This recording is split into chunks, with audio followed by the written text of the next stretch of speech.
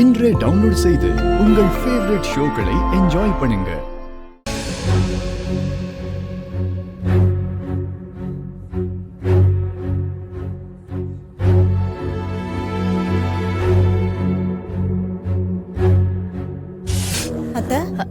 அமராவதி, இங்க பாரு, சூப்பரா ஒரு சான்ஸ் கிடைச்சிருக்கு.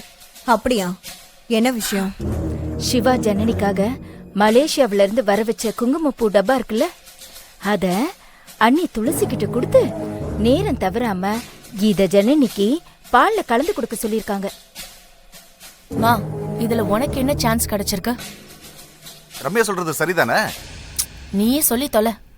ரம்யா, இதுதான் நமக்கு சரியான சந்தர்ப்பம்.